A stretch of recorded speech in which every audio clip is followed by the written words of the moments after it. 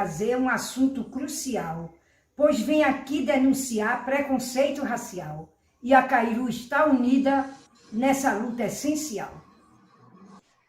Salve, salve! Uma boa tarde a todos e a todas.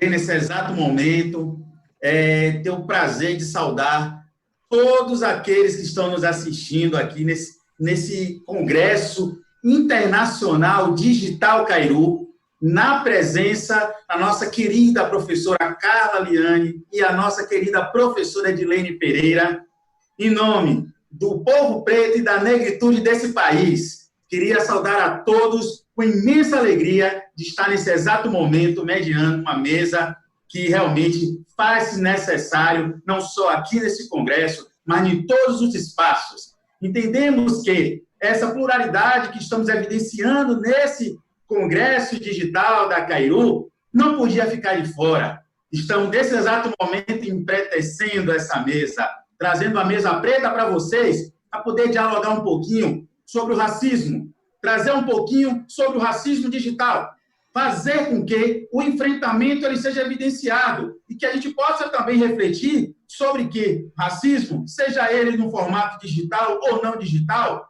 é racismo. Entender um pouco com essas duas figuras maravilhosas aqui, um pouco da nossa história, a formação da sociedade brasileira, de que forma isso pode interferir ou interferiu, melhor dizendo, nessa construção tão dura hoje que nós estamos vivendo, e que no Brasil ainda sou obrigado a ouvir que não existe racismo. Será mesmo? Eu queria, nesse exato momento, pedir apenas para as nossas amigas saudar o público, uma forma de acolher, mas, para que ela possa fazer isso, eu faço questão de trazer um pouquinho do que elas fazem. Edilene, por exemplo, que vai saudar o nosso público, ela é membro da equipe docente do Seminário Especializado, o Brasil Contemporâneo sobre a Ótica de Pensadores Negros, o que tem a dizer sobre a democracia, fascismo e racismo, Instituto de Pesquisa Afro-Latino-Americana da Universidade de Harvard. Nós temos uma pós-doutora nas relações raciais e contemporaneidade, doutora em sociologia. Ela é docente e coordenadora do Núcleo de Responsabilidade Social da Fundação Visconde Cairu. Ela é ativista negra. Salve o nosso povo, Edilene! Olá, boa tarde para todos. É um privilégio realmente estar aqui, realmente, e principalmente nesse mês julho, não é o Julho das Pretas, e é um privilégio também lembrar que anteriormente, não é, nós não poderíamos estar aqui, mas as nossas antepassadas andaram para que estejamos aqui. Sejam bem-vindos. Que maravilha! Eu também tenho conosco aqui a nossa amiga, ela faz uma tríade. Ela é bacharel, mestra e doutora na área de ciências sociais. Ela é especialista em direito constitucional dos afrodescendentes. Ela é professora de instituição de ensino superior, pesquisadora associada ao Centro de Pesquisa em Educação e Desenvolvimento Regional. É a nossa conhecida e querida, também ex-reitora da UNEB. Eu faço questão de trazer isso, porque eu tive um momento de conhecer esse momento com muito louvor, a nossa amiga doutora Carla Liane. Saudações ao nosso povo preto. Quero aqui cumprimentar todos os presentes, toda a turma que está aqui, né, prestigiando essa aglomeração preta da Cairu, dizer da minha satisfação em estar aqui com vocês hoje, né, e dizer que vidas negras importam e que nós estamos na linha de frente na luta contra o racismo. Que maravilha! E você já traz para a gente a seguinte, né, a hashtag que fortaleceu muito, né, no último mês: vidas negras importam. Eu já peguei isso. Já trazia mês passado com a morte de um negro por parte de um policial branco norte-americano e que mobilizou todo o mundo. E o que eu fico sentindo é que dias depois, ou semanas depois, aqui no Brasil, em São Paulo, uma comerciante de 51 anos de idade, ela sofre da mesma situação. Ela tem também um policial pisando em seu pescoço. Aquilo que mobilizou o mundo, será que sensibilizou de fato toda a população mundial? Porque no Brasil ainda se traz isso, porque no mundo ainda se traz. Percebemos hoje que existe algo que é estrutural. Eu queria direcionar a palavra já para a nossa amiga Edilene. Eu considero ela como uma convidada muito especial, tenho um carinho muito grande por ela, porque ela vai fazer um início para depois passar para a Carla Liane discorrer sobre uma temática assim que ela trouxe uns tópicos interessantíssimos. Eu vou dar até um mau tempo para ela, fazendo a honra da nossa casa, né, da Fundação Visconde, para que depois a Edilene possa chegar aqui, ó, é agora que nós vamos discutir, que nós vamos debater, para aproveitar esse tempo da melhor forma possível. Então, a gente percebe, Edilene, que se você enxerga uma árvore, de repente você tem os galhos, aí você vai e corta um galho, a árvore não morreu. E se você esquecer de cortar os outros galhos, ou tentar derrubar de alguma forma, vai crescer com algumas plantinhas ali do lado, algumas folhas, ali vai se fortalecer novamente, e aí você corta 2 galhos, mas ele existe 50 galhos. E você percebe que você cortar todos os galhos, ainda existe uma estrutura, existe uma raiz que está sendo alimentada. Percebe-se que é algo estrutural. O racismo ele vem com essa perspectiva estrutural. É por isso que é difícil de a gente combater, mas não vamos desistir. E para deixar aqui a palavra franqueada, para que você possa discorrer alguns minutos sobre esse racismo estrutural, para depois a gente passar para a nossa companheira Carla Liane, eu dizer que a gente algumas comparações que se faz, né, na construção de uma casa, mesma coisa da formação da sociedade brasileira, onde você usa blocos, cimento, areia e tudo mais. E a gente percebe que nessa construção da sociedade brasileira, que a gente faz uma alusão a uma casa, o racismo ele é um cimento. Ele sustenta essa estrutura social, política e econômica da sociedade brasileira. E é por isso que a gente traz essa mesa aberta aqui para levar a reflexão, trazer uma discussão, porque essa discussão é nossa, é de todo o povo brasileiro. Você concorda comigo, Edilene? Tem que ser de todo o povo brasileiro, meu querido. Tem que ser. Ainda não é. Primeiro porque nós estamos ainda naquela ideia da democracia racial, onde as pessoas dizem assim, não. Ainda, infelizmente, hoje, ainda ouvimos que nós estamos de mimimi. A nação brasileira, a minha terra, que eu amo, ainda está estruturada, ela foi estruturada no racismo estrutural. Ela foi construída desde a nossa colonização, certo? E há ramificações desse racismo. Aí você passa, o que é o racismo estrutural? Certo? Ele vem da nossa base, da nossa construção, certo? Aonde, desde a nossa colonização, desde o momento, logo depois da colonização, houve toda a luta de um povo negro, onde, durante muito tempo, diz que o negro era passivo. Quando o negro fugia, o negro era covarde, ele não era um negro fujão, ele era um negro resistente, por isso surgiu os quilombos. Mas foi construído um ideal na mente das pessoas brasileiras, aonde sempre o negro era tido como inferior. E esse é o racismo estrutural. Junto com o racismo estrutural, meu querido, vem o racismo individual. Esse racismo individual que você olha para o outro e você define o outro pela maneira de ser, pelo cor da pele. É o que Antônio Sérgio Guimarães, bem na atualidade, ele chama de racismo de marca, não é? Onde é exatamente o seu fenótipo, não é? A sua cor da pele, o seu cabelo black, ele te coloca em um lugar de exclusão. E essa foi uma construção desse nosso racismo estrutural. Por mais que tenhamos avançado, eu tenho certeza que a minha colega socióloga vai realmente trazer muito disso, e eu vou deixar muito mais que ela fala, que ela é nossa convidada, mas esse estereótipo, ele perpetua o tempo todo, e aí ele vem pelo nosso racismo que abarca o nosso mercado de trabalho, né, institucional, o nosso racismo institucional, aonde por mais que nós avancemos, hoje nós somos ex-reitoras, hoje nós somos médicas e engenheiras, hoje nós estamos dando um seminário na Universidade de Harvard, imagine, né? E eu sei que as minhas antepassadas ficam muito felizes por isso, quanto nós caminhamos para isso, mas, apesar disso, nós ainda temos um lugar demarcado no nosso mercado de trabalho. Por mais que avancemos, isso está lá na minha tese, somos tudo isso, mas nós somos a barreira do institucional, aonde ainda não é o nosso lugar. Nós não temos o perfil, né? Uma colega da Maceno, ela diz isso, o segredo da boa aparência. Não temos o perfil, e esse perfil é uma das ramificações da árvore do racismo, certo? Sim, eu espero que um dia nós não copiemos o que não presta. O que aconteceu nos Estados Unidos, encerrando minha fala, o que aconteceu nos Estados Unidos é algo que acontece constantemente, mas aí vem o digital, está ali filmando, isso acontece. A diferença, no meu ver, do racismo americano, do racismo brasileira, é porque nós não temos ainda o combate de uma maneira universal. Nós somos pardos, somos moreninhos, somos amarelos, e a instituição, né, o braço do Estado, ainda permite dar liberdade para que um policial repita um crime que foi tão condenado no mundo inteiro. E se repete porque o braço armado do Estado ainda tem o apoio para se fazer isso e muito mais.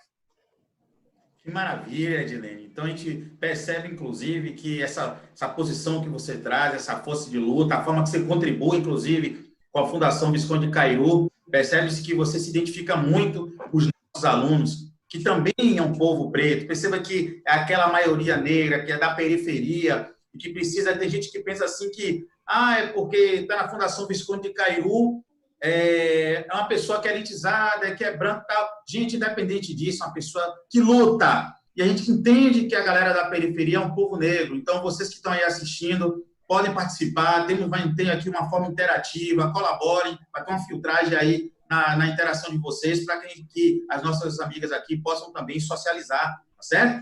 Queria trazer aqui, Carla, realmente uma grande reflexão sobre o mundo digital, né? Que hoje você percebe que a nossa proposta é falar sobre enfrentamento do racismo no mundo digital. E aí a gente entende que racismo é racismo em qualquer lugar. Mas o interessante é que, se a gente for tratar especificamente da questão do digital, a gente vê aquela situação de: será que aqui é mais fácil de eu ser racista, que eu posso me esconder? Será que prolifera de uma forma mais rápida? Só que, independente da gente entrar nesse detalhe, existe algo muito mais além. Existe uma história, existe algo que chegou até esse exato momento aqui, que faz com que o racismo, sendo no processo digital ou não digital, ele tenha uma cara. E é essa cara que a gente quer bater.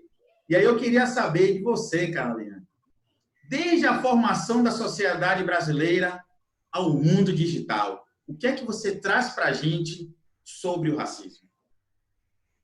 Obrigada, Tandeco.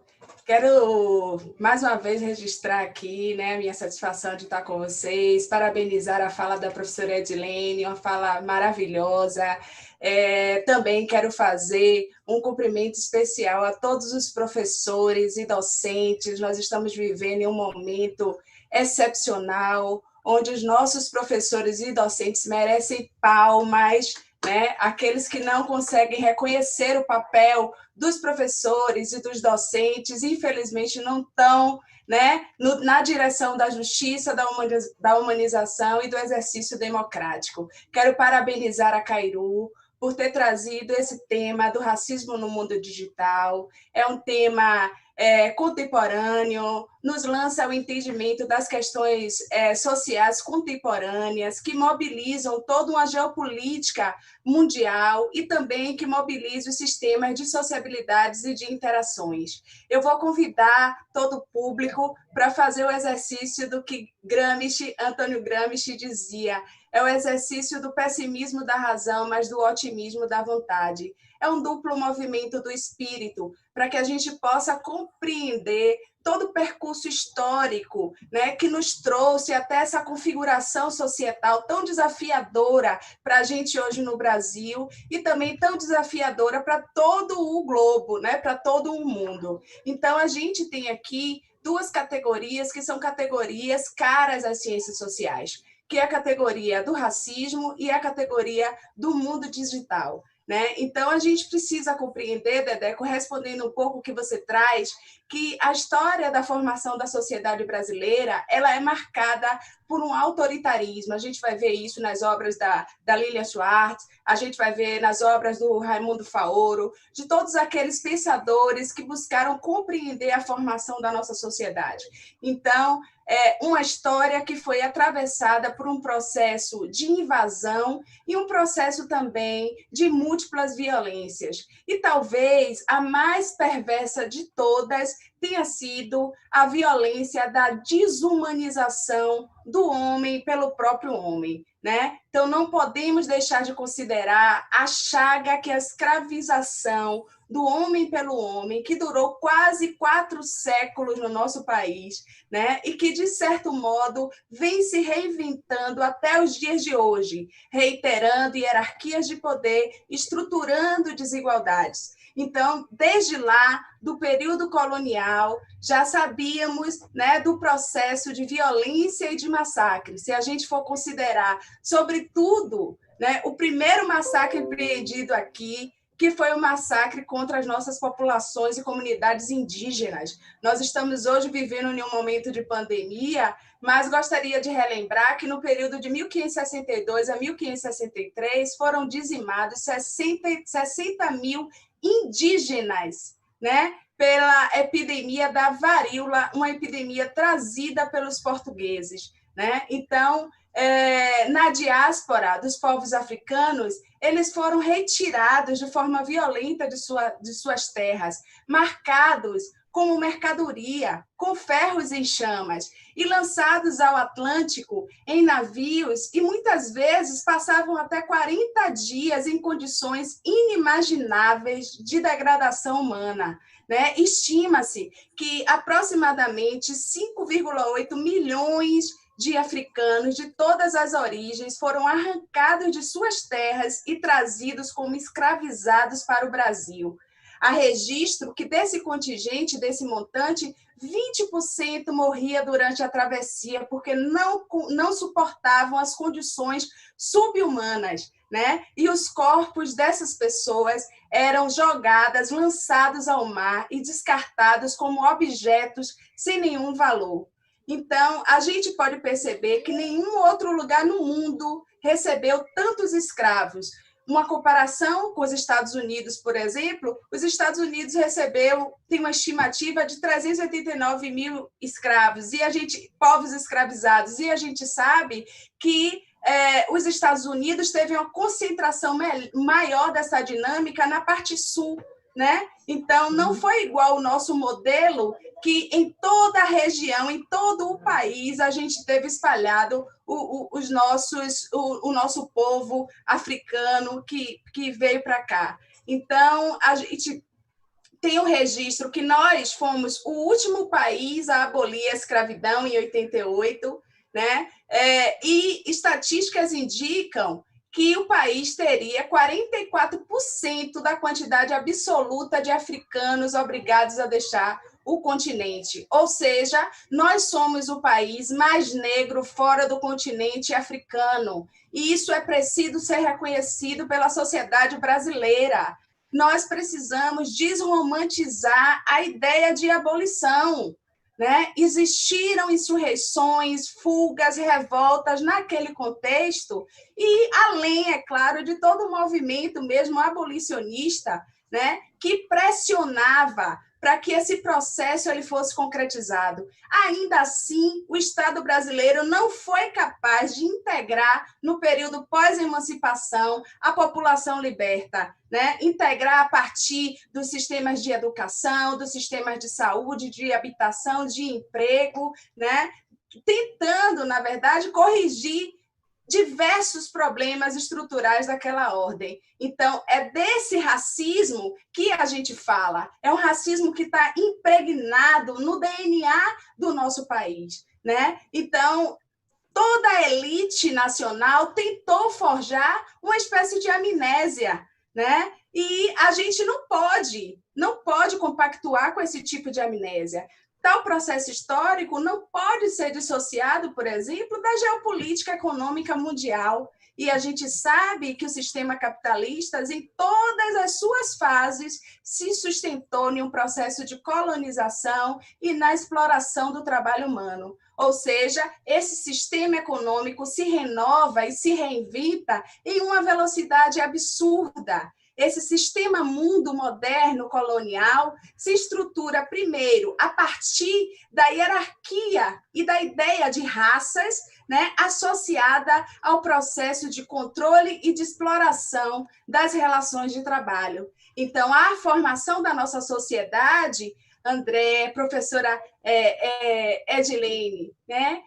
A formação da nossa sociedade deve ser compreendida dentro de uma lógica, né, associada, dependente e subordinada ao capital estrangeiro, que, em suas diversas fases, do capitalismo comercial ao capitalismo industrial, ao capitalismo financeiro e ao o chamado capitalismo informacional, que a gente vai falar mais um pouco à frente, né, acaba se reinventando, mas sempre pautado nessa ordem colonial e de exploração do trabalho. Então, a sociedade brasileira estruturada a partir dessa lógica autoritária, marcada pela violência, patrimonialista, onde se vê uma completa inversão do público e o privado, né? E a gente vê que tem uma ideia de referência. E essa ideia foi retomada, inclusive, na obra de Frantz Fanon, né? Quando ele vai dizer que se criou uma categoria de homem universal, que é o homem branco, europeu, cristão e heterossexual. E foi essa categoria universalizante que estruturou toda uma lógica de humanidade. Tudo aquilo que fugia a essa lógica não era considerado humano, era considerado sub-humano. Então, a gente precisa perceber que as distintas fases desse processo, seja na colonização, onde a gente vê o homem enquanto mercadoria, seja durante o processo da própria República Velha do nosso país, onde a gente tem o investimento no racismo científico, né? Investimento em uma política de imigração, inclusive, como estratégia para o embranquecimento nacional, seja a partir de 1930, com essa ideia de suposta democracia racial, que depois o próprio Florestan Fernandes vai desconstruir, né, denunciando esse mito, né, denunciando, dizendo que esse mito se tornou uma pedra de toque da sociedade brasileira, né, e que a sociedade brasileira se estruturou, se civilizou a partir, calcada nessa ideia. Então, além disso, o Florestan também vem denunciar a própria categoria da modernidade brasileira e da modernização brasileira, dizendo que a nossa revolução burguesa foi uma revolução das elites, pelas elites e para as elites. Ou seja, foi uma revolução dos brancos, pelos brancos e para os brancos. Então, a ideia da democracia racial foi um meio que se construiu para se fugir, né, das responsabilidades e obrigações intransferíveis e inarrendáveis, né, que se tinha com a população escravizada, liberta daquele contexto. Então, a gente precisa, e foi isso que você trouxe, André, perceber que foi esse racismo que estruturou todo o sistema de desigualdade da nossa sociedade. A gente tem, por exemplo, autores decoloniais como o Aníbal Quijano, que vai apontar, né, que mesmo após a emancipação política do nosso país, conquista da independência, perdura nas Américas também a lógica dessa colonialidade, que ele vai dizer uma colonialidade do poder, né, a partir dessas hierarquias raciais. E outros autores decoloniais também vão avançar nessa perspectiva e vão dizer que essa colonialidade é do poder, é do saber, porque todo o nosso conhecimento foi estruturado a partir dessa perspectiva, e é do ser também, porque as nossas subjetividades, elas também passaram por esse processo de colonização. Então, nós precisamos combater as chagas do racismo. E é aí que o Silvio Almeida vem com essa ideia de que a noção de raça foi um fenômeno da modernidade. Não fomos nós, pretos e pretas, que inventamos a ideia da raça nem a ideia do racismo, né? Foi uma invenção da própria modernidade desse sistema mundo colonialista, né, e que opera a partir, né, de 3 registros que se entrecruzam, né? Primeiro registro, que a professora Edilene colocou muito bem, o registro biológico, em que a identidade racial é atribuída a partir de um traço físico, como, por exemplo, a cor da pele, né? O registro como característica étnico-cultural, em que a identidade é associada à origem, à religião, né? Então, a esses determinantes mais culturais, a língua, e também como fator político, né? Como forma até de naturalizar e perdurar as desigualdades e justificar o processo de genocídio. Infelizmente, a história do Brasil foi uma história de genocídios. Então, a gente percebe que o racismo é uma forma de discriminação, né, que leva em conta essa categoria da raça como fundamento de práticas que cultivam em desvantagens ou privilégios para indivíduos, a depender do grupo ao qual pertençam. E aí eu vou trazer um pouco a ideia de Milton Santos, né? Do nosso mestre Milton Santos, quando ele diz que na nossa sociedade brasileira as elites disputam privilégios, os povos subalternizados é que vão disputar direitos, né? Então a gente vê que há sim, né, a reprodução e a disputa sempre por privilégios. E essa própria ideia de discriminação é uma ideia que precisa ser considerada, porque muita gente diz, vocês associam o racismo à discriminação, mas a discriminação ela é maior, vamos assim dizer, né? Ela atinge outras dimensões. Sim, a discriminação negativa, ela serve de base para o racismo. A discriminação positiva vai servir de base para as ações afirmativas, para corrigir e para reparar os danos do racismo. Então, eu queria estar trazendo isso, dizer que nessa era que nós estamos vivendo, né, que é essa chamada 4ª fase do capitalismo, muita gente chama de capitalismo informacional, pautado nessa revolução tecnológica, a gente vai ver que as trocas de informações, a sociedade conectada, ela está cada vez mais ágil, né? O mundo digital alicerçado nessas redes que atuam, né, em escala supranacional, né, derivadas em grande parte de expansão política e também da própria lógica de mercado do Ocidente, né? Essa dinâmica também se esbarra em resistências, né? Resistências baseada na ideia de identidades, de fronteiras nacionais e de fundamentalismo, que a gente vê que hoje vem ganhando cada vez mais força, né? A gente tem um teórico, um filósofo coreano, que ele está no top 1 do mundo.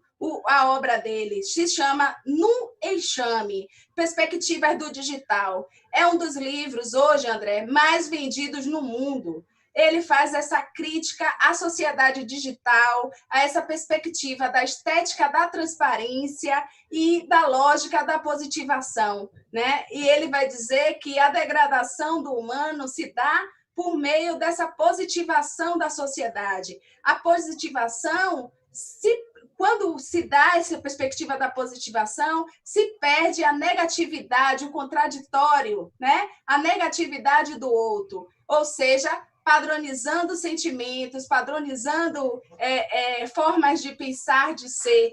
Então, ele vai dizer que nós somos desprogramados por meio dessa nova mídia, sem que possamos compreender inteiramente essa mudança radical de paradigmas, né? Arrastamos atrás da mídia digital e, aquém da decisão consciente, transforma decisivamente o nosso comportamento, nossa percepção, nossas sensações, pensamentos.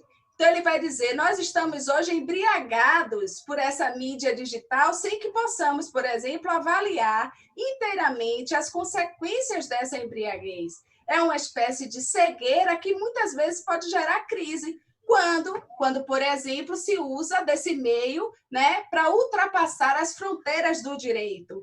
Então, é importante trazer essa abordagem desse autor, né, e intercalar essa perspectiva desse autor com a ideia de Zygmunt Bauman, né? Quando ele vai dizer que há uma modernidade líquida, e essa liquidez das relações, onde a gente conecta e desconecta apenas com um toque, né? Muitas vezes fragiliza. E aí a gente vai ver que hoje o racismo é uma prática sim, né? Porque há um mundo, há novas formas de sociabilidade sendo compartilhadas nessa esfera digital transnacional, e a gente vê que práticas como essas vêm sendo implementadas, embora no Brasil a gente ainda precise avançar do ponto de vista jurídico, mas ainda assim nós temos visto medidas, sim, pautadas, sobretudo, nos nossos códigos, no nosso Código Penal brasileiro, na nossa própria Constituição, em leis como, por exemplo, a Lei Carolina Dickmann, né? a Lei 12.737 de 2012, que foi apelidada, né, de Carolina Dickmann. Tem também a Lei de Software, que é a Lei Antipirataria, número 9.609, de 98, a própria Lei CAO, né? A Lei do Racismo, que condena a prática de racismo, a Lei da Segurança Nacional, ou seja, existe hoje um conjunto de normas que são relevantes e que se constitui substrato jurídico, né, para combater esse tipo de prática. Fora, sem contar ainda, com o Marco Civil da Internet, que é a Lei 12.965, então, de 2014. Então, a gente vê, finalizando aqui a minha intervenção, né, que eu sei que vocês querem interagir com o público, a gente vê que, apesar, né, de todo esse substrato, ainda existem debates postos nessa arena aí, né, debates do ponto de vista de que essas leis são suficientes, elas dão conta, né, da punição dessas práticas. E outra, ainda tem a dimensão que a professora Edilene também trouxe, de quando se remete à esfera individual, né, como forma de atenuar, né, o crime de racismo. Ou seja, acaba se recaindo na estratégia da acusação pela injúria racial, que a gente sabe que atenua a pena. Então, são debates que estão aí colocados, mas que eu acho que nós, enquanto movimento negro, nós temos um papel fundamental. Todas as conquistas desse país, é por isso que a Nilma Lino disse que o movimento negro é educador, porque todas as conquistas desse país foram conquistas empreendidas e organizadas pelo movimento negro. E nós estaremos aqui na frente, cobrando por justiça, porque o nosso povo merece sim reparação e nosso povo merece sim uma dignidade, uma vida justa. Obrigada, e eu estou aqui para debater com vocês. Eu já fiquei assim, ela falou obrigada como se fosse já terminar isso aí, não, volta, porque já tem coisa pra caramba, viu? Inclusive, Carla, eu fico muito feliz com os seus posicionamentos, o que você trouxe. Eu acho que isso causa muita reflexão. A Edilene já vai estar também fazendo os comentários aí, que eu quero que o povo possa interagir. Eu queria dizer que estamos aqui pela causa, por essa casa que fez esse convite para nós e pelo povo que está participando. Então, não quero só o pessoal de ouvinte, não. Eu quero ver interação. Eu acho que a gente democratizar esse momento, ele é muito importante. Então, eu já recebi algumas mensagens aqui, eu faço questão de trazer para vocês. Márcia Barreto aqui dando um alô para a gente, ancestralizada, aqui mandando deixa eu ver aqui, um axé para toda a galera. Joelma aqui falando que essa semana um jovem negro foi assassinado aqui em Salvador. Então, assim, nem se assuste muito, Joelma, mas tem que pegar isso aí para continuar na luta, porque isso vem acontecendo e, infelizmente, muitas pessoas estão apagando, né, escondendo esses momentos que precisam vir à tona para que a gente possa lutar mesmo, né? As vidas perdidas, inclusive, ele queria ser policial. O Ciro Nilton falou que o racismo também não é apenas os maus tratos, os apelidos que as pessoas dão. Isso é verdade, a gente percebe muito bem. Acho que as companheiras de mesa aqui sabem que essa naturalização que se tem das ações, dos hábitos, das situações, das falas, dos pensamentos, isso que vem fazendo parte da vida cotidiana do povo brasileiro e que promove, direto ou indiretamente, uma segregação ou um preconceito racial, isso não precisa ver com não podemos ver como, normal, como uma situação normal, gente. Quanto mais a gente fica quieto, achando que isso é algo natural, as coisas acontecem. Nós estamos realmente comandando com essa situação, né? Então, aqui tem mais pessoas aqui que vêm sinalizando aqui. Já tem algumas perguntas. Deixa eu ver aqui se tem mais algum comentário para a pergunta. Beleza. Olha só. Tem uma pergunta aqui que eu quero direcionar para a Carla e outra direcionar para a Edilene, mas vocês podem trocar, bater bola, sem nenhum problema. Como você falou aí, Carla, do professor, tem uma galera de pedagogia que está presente, a galera bota aí, a galera gosta mesmo de participar da discussão. Um salve aí a galera de pedagogia da Fundação Sônia Cairu. Ela perguntou o seguinte, assim, ó, como nós, professores da educação infantil, podemos empoderar as nossas crianças em sala de aula? E outra coisa, já para a Edilene ir pensando, é uma pergunta, eu normalmente dizia de vestibular, né? Que era uma pergunta difícil, não sei se qual é a situação ou qual é a reflexão que você pode trazer, que você já vai pensando para depois trazer, porque é uma pergunta meio que delicada. Capiciosa. Como pode ser feito enfrentamento para acabar com o racismo? Então, eu queria pedir para a Carla Liane falar essa questão aí, como empoderar as crianças, e depois, Edilene, você inicia esse debate aí, como fazer esse processo para enfrentar e combater o racismo. Vai lá, Carla. Eu queria saber o nome da pessoa que fez a pergunta, eu que eu digo aqui agora. Fica aqui agora, eu não falei. A pergunta foi Lelei de Oliveira. Hã? Lelei. Lelei? Isso. Pronto, eu quero agradecer a outra foi a Lelei. Tatiana. Quero agradecer a Lelei de Oliveira pela pergunta muito interessante. Inclusive, foi objeto de uma publicação, de um artigo que eu fiz recentemente na Cielo, né? Que intitulava-se Processos de Afrobetização e Letramentos de Reexistências, né? Então, essa publicação vem exatamente daí. Eu vejo que a educação é de responsabilidade de uma rede que começa no espaço doméstico, né? E que acaba chegando nesse espaço de socialização considerada como socialização secundária, né? A la Emily Durkheim, que é o espaço escolar. Então, essa união entre família e escola precisa existir, essa articulação de família e escola, para que a gente possa implementar as nossas políticas públicas que foram aí conquistadas a tanto custo, né? E a base de tantas lutas dos nossos movimentos negros. Então, a gente tem aí a Lei 10.639, né? A Lei 11.645, que se constitui em base para diretrizes, onde os nossos professores podem estar consultando essas diretrizes que orientam as práticas docentes. Eu sei que nós temos o desafio de pôr em prática, né, essa educação afrocentrada, como dizia o nosso teórico Achante, mas é o caminho, sim. Nós temos que procurar cada vez mais enegrecer as nossas casas, as nossas escolas, as nossas instituições, as nossas universidades. Esse é o caminho para que a gente tenha, nessas instituições, o reflexo da sociedade brasileira.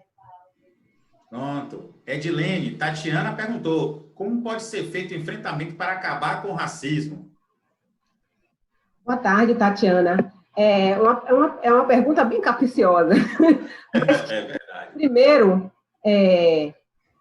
uma pausa somente, para completar a fala da minha colega, nós temos a Cor da Cultura, né, ela distribui, ela disponibiliza, não fazendo propaganda da Cor da Cultura, mas no sentido de que tem um material didático, vídeos que nós podemos usar na sala de aula com as crianças, certo? Primeiro, para que elas se reconheçam como tal, certo? E personagens que hoje nós temos na mídia, mulheres e homens negros, aonde eles podem realmente servir como exemplo. A criança vai olhar e vai se ver, certo? E isso é um passo muito importante para que nós possamos trabalhar com a questão do reconhecimento como uma criança negra e como uma criança negra bonita, que sempre foi feito de maneira contrária. Como trabalhar com isso? no Brasil e no mundo, em particular no Brasil, que é onde nós estamos, precisamos primeiro reconhecer que somos um país racista, certo? Estruturalmente racista, e segundo, a população branca, ou dita como tal, não é? Tem que reconhecer os seus privilégios.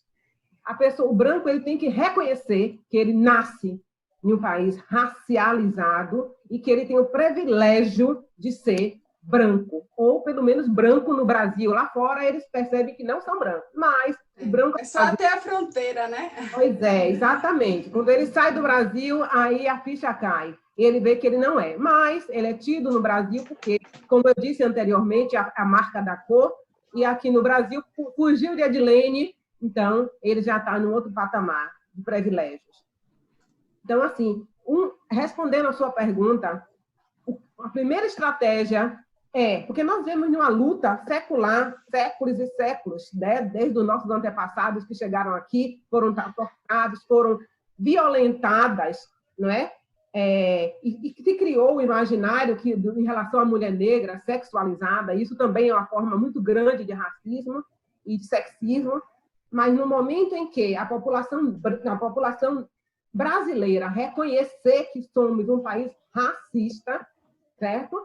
E que sair daquele imaginário de nós somos uma nação cordial. Isso eu trago em memória, né, o projeto Unesco que teve no Brasil nos anos 50, aonde foi exatamente pesquisadores estrangeiros e brasileiros, né, que eles vieram estudar, confirmar que nós éramos realmente um país cordial, onde as raças, etnias conviviam cordialmente. E eles tiveram a surpresa de desmascarar que nós não somos uma democracia racial. Horaci Nogueira foi um desses, né, que estudava e acreditava nisso, e ele percebeu que nós vivemos numa hipocrisia. Tales de Azevedo, por exemplo, foi um outro. Ele até escreveu aquele livro, As Elites de Cor, não é? E que no final da sua pesquisa, ele realmente entendeu, não, ainda mais na Bahia, onde a maioria da população é negra, e onde ela ainda hoje, em 2021, estamos exatamente a esperar uma democracia, não é? Onde nós estamos puxando a corda do trio elétrico, onde nós estamos sempre na marginalidade, visto pelas nossas autoridades como marginal, exatamente pelo que foi construído. Então, minha querida, a estratégia que nós podemos continuar usando, porque nós já usamos de estratégia o tempo inteiro, desde que nós estreamos nesse mundo, mas é entender, aceitar que nós somos um país racista. E a população dita como branca reconhecer que tem privilégios e que esses privilégios têm que ser assumidos e trabalhados e repartidos. Trabalhar os diferentes como iguais, no sentido que estamos em uma nação. Somos todos brasileiros, diferentes, mas iguais, e precisamos ser tratados, que essa diversidade que se tanto fala, né, seja tratada com equidade, né, com respeito. É dessa maneira que nós vamos continuar caminhando já em um patamar mais elevado, no sentido que reconheçamos os nossos demônios, que é o racismo, um deles. Interessante, né, Edilene? Você traz essa questão de reconhecer. A gente percebe que quando a gente está meio que perturbado consigo mesmo, agoniado, autoconhecimento. A gente tem que se conhecer primeiro para ir para fora. Então, a gente vai fazer uma analogia, né? Precisa se conhecer de fato. E como a gente traz isso, a gente percebe que a nossa amiga Carla trouxe várias leis. Quando você vê leis assim demais, é porque tem alguma coisa aí que precisa ser ajustada.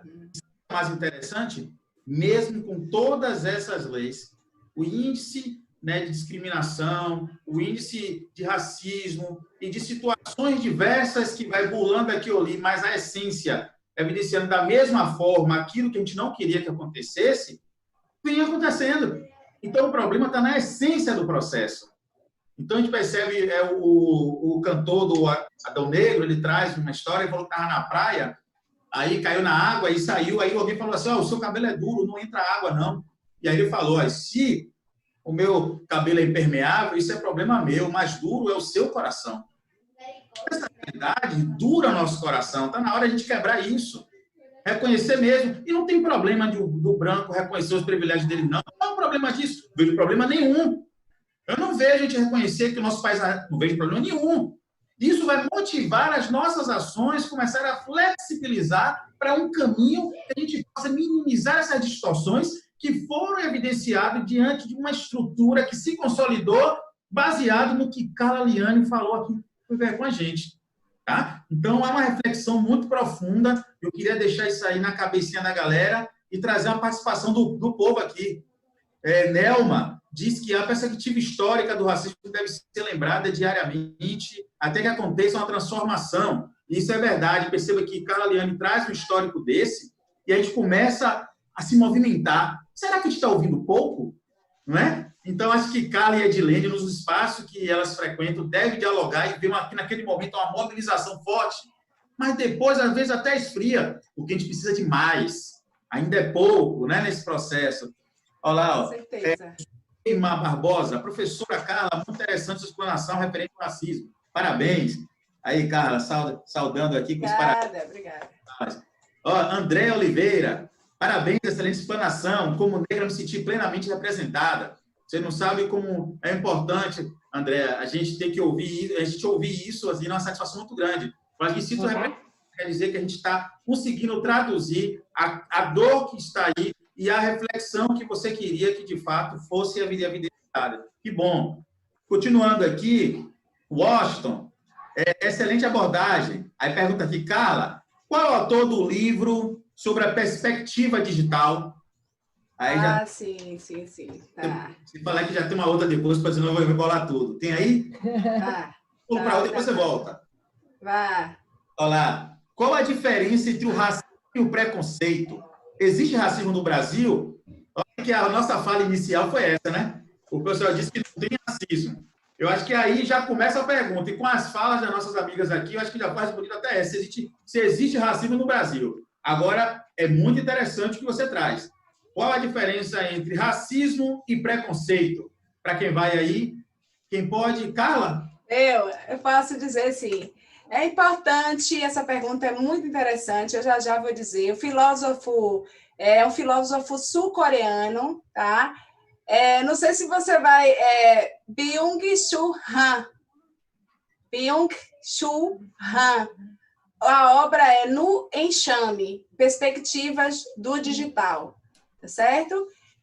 E a diferença, né, entre o racismo e o preconceito. É importante estar trazendo isso, achei interessante. O preconceito racial é o juízo acerca, né, de um determinado grupo racial baseado em estereótipos que pode ou não resultar em práticas discriminatórias nocivas, né?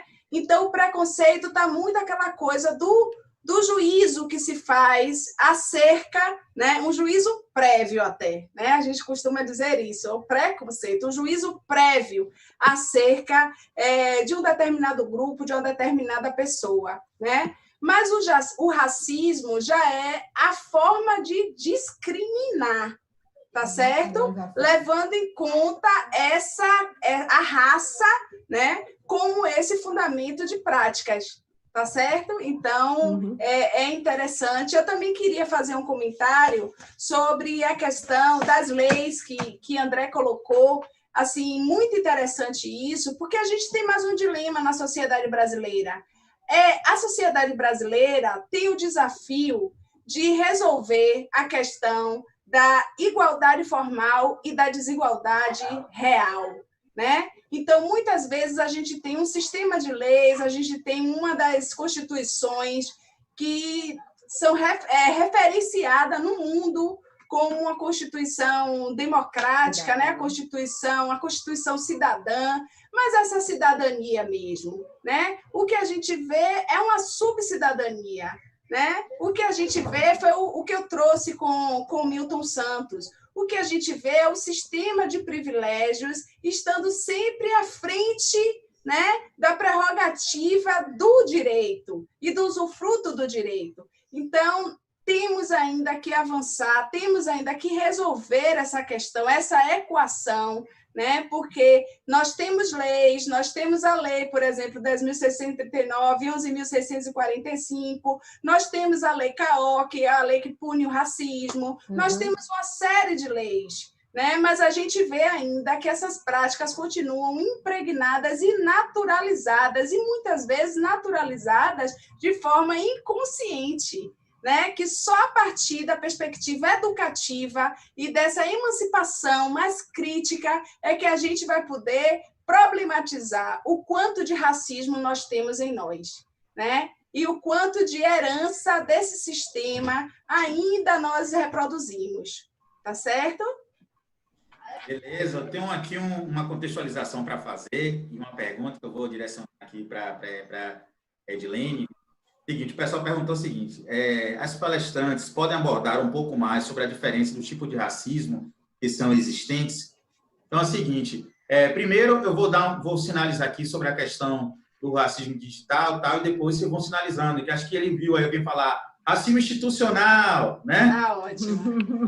Dando essa variação. Primeiro, com relação ao digital, que aí, assim, todas essas variações que elas vão trazer aqui, o que elas julgarem importante, se enquadram em qualquer uma dessas que eu vou falar aqui. O racismo digital não é um racismo diferente, é o mesmo racismo, né? A realidade é só a gente estar mudando de configuração. Não sei se vocês lembram, eu não sou assim, pelo amor de Deus, né, gente? Tinha uma propaganda de um leite, uma coisa assim, que passava um monte de bichinhos que eram representados por crianças. E aí falava, vinha o urso, o leão, nananã, brancos, branco, branco, branco, branco, branco. Aí, antes de terminar, aparecia o negro. Aí eu falo assim, poxa, será que isso é uma inclusão? Ou realmente teve uma cota para esse processo, né? Eu não sei. Então, perceba que em vários espaços, já na TV, né, na televisão, a gente já via isso. Então, hoje, como as pessoas estão mais ligadas à internet, mais ligadas no digital, ele apenas sai daqui e vai para ali, ou continua cada um no seu espaço e amplia. A questão é que no mundo digital, a proliferação é muito mais rápida. Muitos se escondem nesse processo e evidencia o que ele sente, é isso que a Edilene falou, ele não reconhece, e é uma forma de ele jogar para frente como se nada estivesse acontecendo. E tem muitos que tratam com uma naturalidade, isso me dá medo. Inclusive, uma vez num programa de televisão, estava um rapaz dançando e um cara aqui para julgar, para dar nota, se era 9, era 10, da dança dele. E quando acabou a dança, ele olhou assim, rapaz, você realmente mudou, se transformou. E aí ele citou o nome de um rapaz que ele aparecia, ele fez uma comparação com um negro, né? Não sei de onde era, me perdoe aqui, eu não tenho específica, não era brasileiro. Naquele momento dele, um momento de mudança. Só que ele foi muito feliz quando ele diz, esse negro que é ator, ele só enxerga de um olho, ele é negro, é pequeno, fala um bocado de coisa. E quando ele sobe nos palcos, ele fica branco, louro, dos olhos azuis. Isso foi em rede nacional, né? Então, perceba que sai de uma situação para outra e isso gera realmente uma proliferação muito grande, um desconforto muito maior. Então, só muda de configuração. Só que as nossas amigas aqui vai falar de alguns tipos de racismo que, independente se é no mundo digital ou numa forma analógica, se é que a gente pode trazer assim, esses tipos se enquadram em qualquer situação. Assim como institucional. Ele pode ser no digital ou no não digital. Então, saindo da perspectiva aqui, da temática, para descentralizar, eu franquio aqui a palavra para que vocês possam falar um pouquinho de outros tipos de racismo. Tá. Eu vou falar dentro da perspectiva de Silvio Almeida, né, que está sendo bem estudado, e para a gente é assim, nossa, quando um de nós acaba adquirindo um destaque, toda a nossa comunidade também se sente representada, né? Então, Silvio Almeida, ele vai fazer essa distinção dos tipos de racismo, e ele vai dizer de 3 tipos de racismo. O racismo que acontece na esfera individualista, o racismo que acontece na esfera institucional e o racismo que acontece na esfera estrutural. Na esfera individualista, ele vai dizer, trata o racismo como uma espécie de patologia social, um fenômeno ético ou psicológico, de caráter individual ou coletivo, atribuído a grupos isolados, ou ainda uma irracionalidade, cuja providência mais adequada a ser tomada é no campo jurídico, né? Por uma sanção penal ou civil. Não haveria sociedades ou instituições racistas, mas indivíduos racistas que agem isoladamente ou em grupo. O racismo é notado na forma de uma discriminação mais direta, né? Aí, do ponto de vista do racismo institucional, é o resultado do mau funcionamento das instituições que passam a atuar em uma dinâmica que confere, ainda que indiretamente, desvantagens e privilégios a partir da raça. Se a gente for ver o número de mulheres hoje, negras, reitoras no Brasil, você vai perceber do racismo institucional. Do número de mulheres hoje negras sentadas nas cadeiras de deputadas, né, de parlamentares, a gente vai perceber esse racismo institucional. Então, admite-se, portanto, que o racismo, aí, nesse caso, é uma discriminação mais indireta. Por serem as instituições lugares de produção de sujeitos, é necessário que haja medidas de correção, mas medidas enquanto políticas institucionais, ações afirmativas, que venham aumentar e garantir a representatividade das chamadas, das consideradas, que não são, né, minorias raciais, né, para que altere essa lógica interna dos processos decisórios. E o racismo estrutural, a gente já discorreu um pouco sobre ele, né?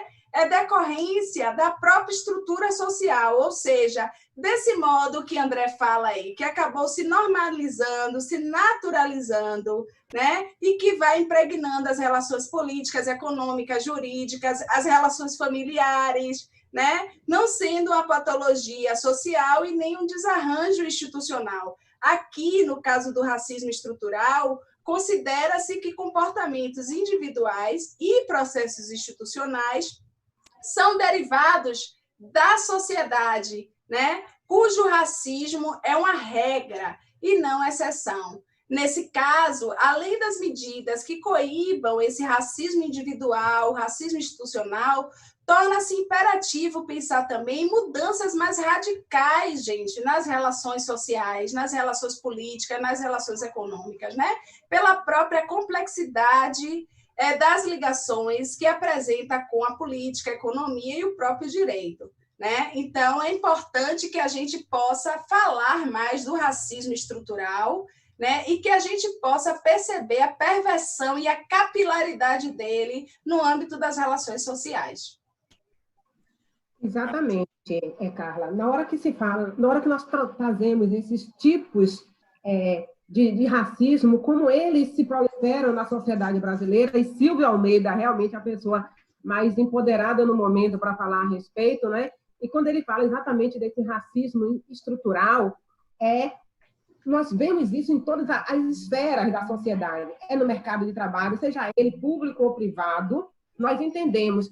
Se nós olharmos um pouco atrás, aonde realmente, quando os nossos antepassados foram libertos, né?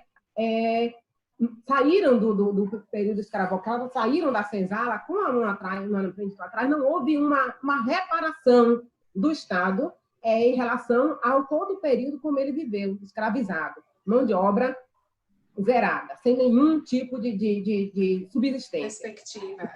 Perspectiva mesmo. E quando isso terminou, nem na escolarização eles tiveram direito. As próprias escolas particulares da época não permitiam que os ex-escravizados... A lei, a gente tem exatamente. Uma lei de 1837, que foi a primeira lei da área de educação, que proibiam os negros exatamente. De irem à escola. Exatamente. Assim como veio, logo depois, isso tudo são formas de racismo, forma de estrutura do racismo, no momento em que, perto da final do período escravocrata, se criou uma lei que proibia a compra de terra.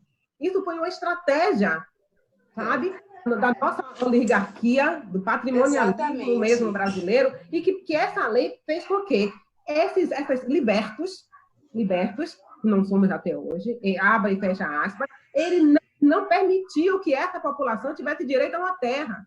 Então, quando essa população que está na periferia, que está de pendurado nos morros brasileiros, foi o lugar que eles encontraram, que seus antepassados encontraram para sobreviver, e não mudou muita coisa. Porque olha, um país que tem leis é o país brasileiro, mas são leis, ainda tem um dizer bem doloroso para mim, que diz assim, leis que não pegam. Nós temos a Lei 10.000 e a Lei 11.000. No ano atrasado, nós fizemos a reforma do BNCC, a atualização do BNCC, certo? E o que aconteceu? Né? A Base Nacional do Currículo Comum, da Base Comum de Educação, e muitos professores, eles não se dispõem a retroceder para estudar e para aplicar essa lei. Você está entendendo? E isso faz com que, as nossas crianças, elas sofram racismo e que elas não conseguem lutar contra, porque elas nem entendem quem é esses antepassados, sabe? Ainda tem no nosso imaginário que os nossos antepassados vendiam os outros. Está tudo na nossa história, isso aí foi construído e repassado, certo? Então, respondendo também, aquela menina precisa que tenha um empoderamento. Existem duas leis muito fortes, a Lei 10.639, não é? E a Lei 1.000, que é exatamente para empoderar duas etnias, raça, etnia, que é vista como minoria, não minoria na quantidade, mas minoria no que não tem alcance dos direitos como cidadãos, nem econômico, nem social, nem político, nem educacional, mas está uma lei que ainda não está em aplicabilidade. Certo? Você vê que são várias ramificações do racismo. Ele está na educação, ele está no lugar onde a pessoa mora, sabe? Isso, olha, Carla, relembrando, Carla e os outros, encerrando aqui, você vê que, por exemplo, carnaval, há pouco tempo atrás mesmo, na hora que você ia para um bloco de carnaval de elite, se perguntava seu endereço. Se descobria que você mora na periferia de Salvador, não tinha mais vaga. Certo? Isso é uma forma de racismo, de apagar, não ficava bonito na fita. Como diz Damasceno, era o segredo da boa aparência, e nós não temos próprio horário, né? O próprio horário que os blocos afros desfilam no Carnaval de Salvador. Exatamente. Né? O Ilê sai de noite, e aí por que as pessoas criticam muito e dizem que nós temos o racismo? Porque o Ilê não permite que outras pessoas que não sejam pretas, e ele foi criado exatamente para dar empoderamento a essa pessoa, por que ele não permite que os outros não entrem? Exatamente porque se continua uma força de resistência, de empoderamento dessa população. Então, aí não é racismo, mas é uma luta de empoderamento da população, que luta contra formas de racismo. Você foi até boazinha, que tem um bloco carnaval que, há um tempo atrás, você tinha que deixar a foto. A foto ela era determinante mesmo para a sua entrada ou não. Tanto que se virou um alvo mesmo, assim, das pessoas que queriam estar, que eles diziam, entre aspas, bonitas. Era isso daí. Né? É lamentável a gente ter isso e ter que, nesse momento, ter que fazer um relato desse. Como o nosso tempo está terminando, eu queria... Que pena. Já falaram aqui, que pena mesmo. Mas eu não quero deixar o pessoal que falou aqui ficar de fora, eu quero que eles participem. Eu tenho duas perguntas aqui rapidinho, queria pedir a vocês se pudessem responder entre 30 segundos a 1 minuto no máximo, considerações finais e finalizar. Só para a galera participar mesmo, que eu não quero deixar ninguém de fora. Tá? Falou que a própria sociedade e as mídias colocam estereótipos como as imagens para fazer a demonstração do racismo como forma de destaque. Verdade, concordo com você. José Teixeira faz uma pergunta. Para tanto, não acho que as instituições educacionais, em todos os seus níveis, não deveria se voltar mais para as comunidades, extrapolando seus universos e prestando serviço de conscientização? Carla, 30 segundos. Perfeito. O movimento negro disputa a educação por isso. É pela educação que a gente vai mudar esse sistema. Então, é exatamente por aí. A gente tem que disputar as escolas, as classes, tudo. E é a partir da relação de afeto, de amor. A educação é um ato de amor, é que a gente vai mudar essa realidade. Exatamente. E levantando a bandeira da Cairu, nós temos feito trabalho exatamente na periferia, exatamente com esses jovens. Nós fazemos um trabalho também na própria Cairu, em datas específicas, exatamente para trabalhar com essa africanidade, o reconhecimento da importância, do valor que tem. Mas sim, concordo com você, Carla, nós precisamos invadir o nível fundamental, médio e superior. Nós temos que enegrecer a educação. Com certeza. Maravilha. Quero trazer a Pedilene também aqui, 30 segundos também, de Jurandir de Almeida. Como você percebe o racismo fortemente disseminado na internet e as ações dessas pessoas, muitas delas organizadas em grupos que se escondem atrás de fakes? Eu acho que é uma pergunta realmente para poder fechar, viu? Exatamente. Eu acho que até que Carla tem mais poder para falar sobre esse assunto. Mas a internet, ela é um mundo digital poderoso. Nós nos interligamos mundialmente. Mas é também um mundo onde o racismo ele aflora de uma maneira mais perversa, porque ele se aproveita do anonimato, certo? E como lidar presencialmente com o racismo já é difícil, mesmo com todas as leis digitais, elas são efêmeras, no sentido de combater. Primeiro porque você está brigando ou lutando com um inimigo invisível, certo? Então, como você é denunciar, mesmo, mas tendo a consciência de que essa denúncia não vai ser para amanhã, o resultado não vai ser para amanhã, mas no momento em que você não compartilha, no momento que chega para você uma notícia racista, uma filmagem racista, uma fala racista, e se você não compartilha, você está fazendo um ativismo. No momento em que você bloqueia aquela pessoa e denuncia aquele pronto, você já está, sim, você está se envolvendo. Você deixa de estar, mas eu não vou me envolver. Você faz parte disso. Eu acho que a gente tem que denunciar mesmo, denunciar fake news, porque nós estamos vivendo em uma guerra mesmo, cultural, tá certo? A Lei Carolina Dickmann chegou aí exatamente para combater os crimes cibernéticos. E olha, todos esses perfis fakes que são escondidos por trás de combinações matemáticas, pouco a pouco eles estão sendo desvendados, né, pela polícia do nosso país. Então, eu acredito que a gente vai avançar cada vez mais e esses criminosos serão punidos. Né? E que a gente entenda que o problema não é do outro, é nosso. É nosso também. Maravilha. Eu queria pedir, acho que para a gente concluir aqui, em 30 segundos, as considerações finais aqui. Queria pedir a Edilene para poder dar um recado para o nosso povo, nossos telespectadores que estão aí nesse exato momento, e a mensagem que possa também levar na reflexão. Logo após, Carla também, e a gente finaliza aqui o trabalho que nosso tempo já se esgotou. Tem. 1 minuto. Eu dei 30 para segurar, tá vendo? É um prazer estarmos aqui, é um prazer nós utilizarmos as mídias exatamente para mostrar para o outro, para o nosso aluno, para o nosso sobrinho, para a nossa criança, que nós podemos. Hoje nós temos representatividade, certo? E é exatamente mostrar isso. Nós podemos. O racismo mata psicologicamente, fisicamente, intelectualmente, subjetivamente, mas hoje nós podemos lutar contra ele com mais força, certo? Em todos os ambientes que ele possa. E quem diria que estaria aqui na frente da tela, olhando para vocês, uma preta, onde os pais não tiveram direito à escolarização, e que essa preta foi a primeira mulher na sua família, que chegou a ser pós-doutora, mas diziam lá atrás que o meu lugar era como empregada doméstica, mas eu disse que não, que eu podia muito mais, mesmo porque eu tive exemplos dentro de casa. Desculpe a particularidade, mas o meu pai dizia, você pode. Você não pode errar. Realmente, a gente não pode errar. Não nos dá o direito. Então, a gente tem que caminhar e dizer para os meus alunos que podemos sim, que as vidas negras importam e que nós podemos ser tudo que quisermos, até intelectuais. Maravilha. Carla. Dizer também que todos os lugares são os nossos lugares, as universidades são os nossos lugares, os cursos de medicina, de direito, o espaço da escola, do ensino médio, do ensino técnico, todos os lugares são os nossos lugares. Temos que romper essas barreiras do racismo, né? Temos que romper esse sistema que estrutura de forma desigual o nosso país.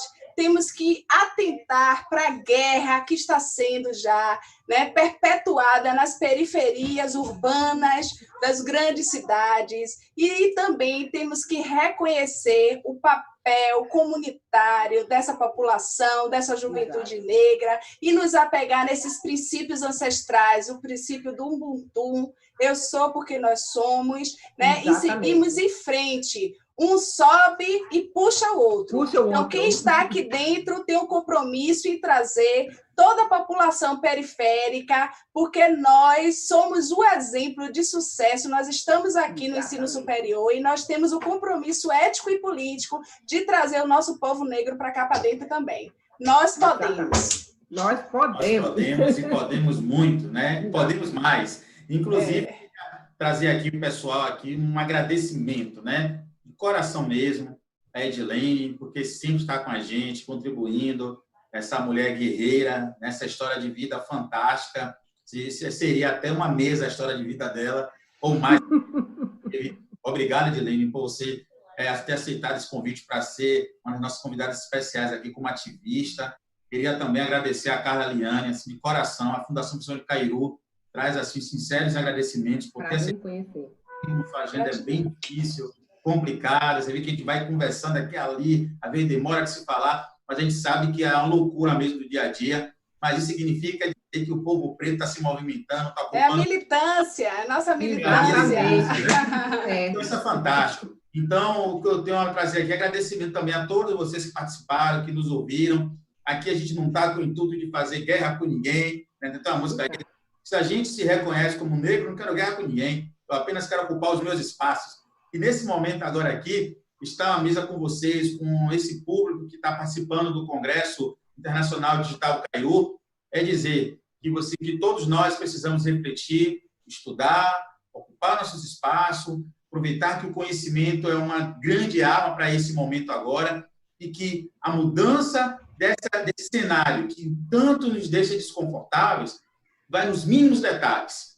Aqueles detalhes que vão crescendo, crescendo, e que tem como base todo esse processo que foi falado aqui. É uma história, é uma estrutura, e que nós, enxergando essa realidade, podemos sim mudar, cada um fazendo a sua parte.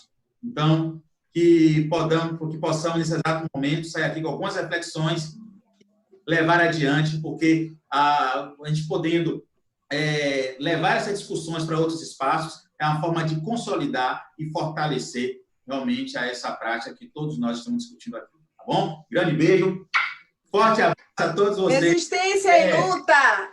Valeu! Resistência e luta!